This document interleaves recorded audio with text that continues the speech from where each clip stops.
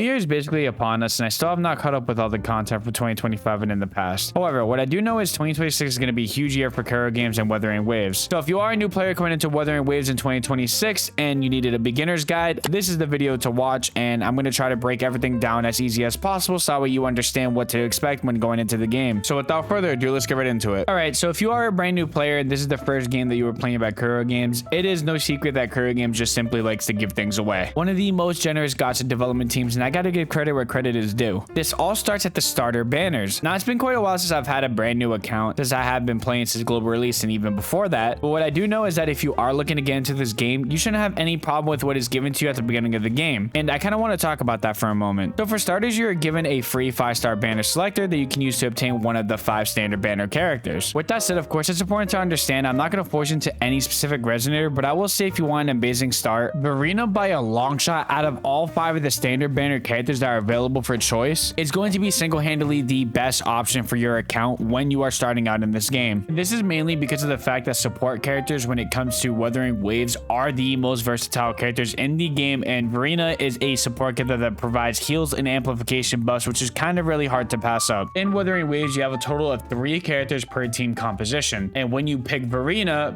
is one of those versatile characters that fits into every single third slot role that you can think of, mainly because of those attack amplification buffs that we mentioned before. And when you are a new player coming into this game, those heals will benefit you as well. But of course, you could also do research on the other 4 standard banner characters that are available to you to pick, because sometimes you don't want, an easy start. Maybe you want to try one of the other characters that look appealing to you. And it's okay to not play by meta, but if you are looking for the easiest time going into this game, then I would highly suggest you choose Verena. Also, for new players coming into the game, you can obtain a free 5-star limited character. And yes, you heard me correctly. If you are a existing gacha player and played other games, yes, Wuthering Waves and Kuro Games decided to give you a free 5-star limited banner character. You get a variety of good options, but there's one thing that really sticks out to me like a sore thumb, and that's the simple fact that you can obtain a free shorekeeper at the beginning of the game when you are starting out in Wuthering Waves. There was literally no debate. Anyone can go bar for bar on this, but shorekeeper is single-handedly the best character in the entire game. Take the character Verena that we just talked about and then put her on drugs. That's exactly what shorekeeper is with these amplification buffs that she brings to the table. It is absolutely absurd that a character can give you both crit rate and crit damage buffs. That is exactly what shorekeeper is. Now, while I am biased on these 2 specific characters being picked up for any brand new player, because you can just focus on your second and first slot characters once you have these 2, what this means is that you have a chance of obtaining 2 of the best support characters in the game. Now, of course, like I mentioned before, you don't exactly have to do this, but if you do decide to do this and you decide to get a copy of Verena and shorekeeper, that ensures that you permanently have a 3rd slot character role to fill in for multiple team compositions across your future teams. So basically, you just focus on your second and your first slot roles all the time, meaning you can pull for DPS characters and hybrid characters whenever you want, so those flashy characters that do the cool stuff you can pull without having to worry that in the near future you're gonna have to pull a decent support character to make these teams the best that they could possibly be. But at the end of the day, like I said, do what you think is right. You don't got to be a meta player to clear the game. That is the insane thing about Wuthering Waves. The game is 100% clearable even with just the 4-star characters, and plus even the main character Rover is a solid choice. Now, next up, let's talk about basic team building. Now, when building a team, you ideally want 3 types of characters. Your first slot is going to be your main DPS or the resonator who is going to take up the most field time and deal the primary damage. This could be characters like Havoc Rover, Encore, or Calcharo. Everyone's experience with starting the game is going to be a bit different due to RNG aspects of the game when summoning for characters. Coming up in the second slot characters, you're going to want your support battery. So characters like Sanhua and Mortefi. The good news is you essentially get Sanhua for free on day 5 of logging in, and she at the moment is one of the best 4-star characters in the game to field. Especially for you players who plan on trying out this game and don't plan on spending money, I would utilize the hell out of Sanhua because she's really good. Much like your 3rd slot support characters, your 2nd slot characters will take up a little bit of field time to give your main DPS amplification buffs before introing into them. And then lastly, we have your 3rd slot characters, as I just mentioned before, is going to be your primary support characters. Characters like Verena and Shorekeeper, who I mentioned at the beginning of this video, these characters will tend to heal the entire party or stack amplification buffs to help your main on-fielder dish out damage. So just a quick recap: slot number 1, main DPS or on-fielder; slot number 2, your support battery or your hybrid resonator; and last but not least, slot number 3, your main support character for that given team. Now, I just want to bring back up the topic of picking up a free Shorekeeper or a free Verena, or even better, just grabbing both. Having these 2 characters puts the game on easy mode and will help you for your end game and the seeable future. However, you won't get punished per se if you don't grab these units. I am just highlighting the fact that Kuro Games does give you the option to have the best start possible. Okay, now that we got a basic idea of types of teams and characters, I want to talk about spending your resources efficiently and not wasting them all on things that you don't really need. For the main story of the game, especially if you are new, you're going to want to be figuring things out. The best advice I can give is only investing into 3 characters for the main story and the open world content of the game. So essentially everything excluding the end game content and the hardcore aspects of Wuthering Waves. You don't want to aimlessly just spend your resources on characters, builds, weapons, or ensure anything you would not be using in the future. When I'm new to any gacha game, I try to save everything possible until I have more information on how to play the game and more experience playing with specific characters I like and want to build around. Trust me when I tell you your resources in this game disappear very fast when you actually want to spend time investing into a character you want to build. Again, the only characters I would really over-invest in is the support characters that we mentioned before, Verena and Shorekeeper, or hybrid characters like Mortefi and Sanwa, because they will provide multiple value to multiple teams. Again, the goal is to pick 3 resonators that look cool and fit the criteria that we just mentioned and roll with it until you catch up in the story and the content that everybody else is up to date with. Next up, let's talk about the basics of combat and utilizing these 3 characters that you just picked out. Now, the combat is definitely very scary coming into this game. Now, when I say scary, what I mean is you essentially will start mashing away once the game teaches you everything and what every single button kind of does. This is not the correct way to play. We're going to keep it simple, because the special thing about Wuthering Waves is its combat. It's not like your typical gacha game. It has more expression and more detail. So starting off with the basics, let's pull up Carlotta's skill tree. Every single character has the same amount of abilities and attributes. That's important to keep in mind. Every character has a basic attack, resonance skill, forte circuit, resonance liberation, intro skill, and outro skill. Basically, in other words, for more simplified lingo for you guys to understand, every single character in this game has a basic attack skill and a ultimate burst. The forte circuit, to be specific, is going to be the one unique thing for every single character, and that gauge is always above your health bar. Learning your resonators kits is going to be very useful when trying to incorporate all these things together. If you want to learn more about which characters tend to work together, you can always visit a website that helps with team building like pridewin.gg, or watch YouTube videos of your favorite YouTubers that really dive into the aspect of every character's kit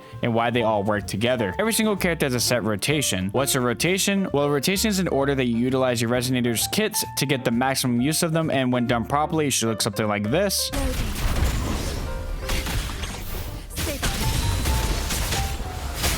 Shackles be gone. Cycle upward.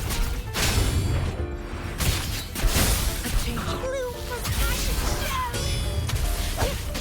Then once you learn all 3 of your characters' kits and rotations, you can combine them together and be unstoppable. But for the sake of this being a beginner's guide, we're going to cut this short because combat is really a thing of lots of explaining and it varies per character. Next up, let's talk about one of the most unique aspects to the game, and that is the echoes. Echoes are open world creatures that you can collect like Pokemon. These echoes actually equip to your resonators like armor pieces or gear sets. When starting out, just literally slaughter everything and absorb everything so that way you can fill up your data bank. Your data bank level is going to be very important because this will be the core of building your account and resonators up to the maximum potential that you want them to be at. Or in other words, this is how you can do your account progression. The common mistake players tend to make when it comes to echoes is try and build and level up echoes early as permanent pieces to their resonators builds. It's important to keep in mind finishing your data bank is going to be the #1 priority before farming echoes for resonator builds. This is exactly what I mean by you should just slaughter everything in sight. If you want to keep track of all your echoes that you have collected, kind of like a Pokemon Pokédex, then you go to the echoes gallery and you can see all the progress that you have made so far. You can also use the track feature to mark them on your map to find them easier. A quick TLDR of the data bank is to collect unique echoes to fill up the criteria of your data bank to have an easier time with collecting better echoes for your resonator builds. You unlock the echoes that you want to farm for at data bank level 15. This is where you get those better echoes so you can roll more substats and you will have a better time with your character builds. So essentially lower ranked echoes or echoes early game before you get data bank level 15 will have less substats to be able to roll. So overall having less substats because you have lower ranked echoes is not really the play because then you are nerfing your own character builds. Now the last thing I really want to talk about is daily goals. Now your dailies is going to be a very important thing that you want to primarily focus on when you first log in. If you are a person who plays gacha games, then your wayplates essentially is your energy to help you farm the main core materials in Wuthering Waves. You get a set of number of wayplates. These wayplates allow you to farm important things like XP level up materials or shell credit. They also have materials that you essentially will need to progress Resonator's skill tree forward. What you are going to want to do each time you log in or whenever you have a moment is to make sure you are keeping this wayplate number at the lowest number possible. This is basic account progression and will help you when you are lacking the materials needed to level up Resonators in the future, essentially future-proofing your account. Also, a bonus is it gives you a little bit of gacha currency. Next, let's talk about your open world experience. I think that I like to do since I am a player that doesn't like to go out of his way to purposely 100% everything. That's because it's really hard to not have burnout when you do that, and yes, this is a personal thing, but whenever you are, let's say, doing a main quest or grinding side quest and you see echoes, flowers, or just open world chests and collectibles, do not ignore them. Grab them so that way you do not regret it later when you don't have enough materials to upgrade something. This ensures you save time whenever you need those extra open world materials that you could have grabbed beforehand. beforehand. It's like going inside the mine in Minecraft and not grabbing coal, then regretting it later when you need to make torches. Just grab the overworld stuff whenever you are out and about. Trust me, it saves a whole lot of time. Well, that is all I have for the 2026 beginner's guide. If you did enjoy today's video, smash that like button, comment your thoughts, and if you are playing Wuthering Waves in 2026, or if you are an existing player, and hit that subscribe button so you never miss a video. My name is Mikey, and I'll catch you all in the next one. Peace out.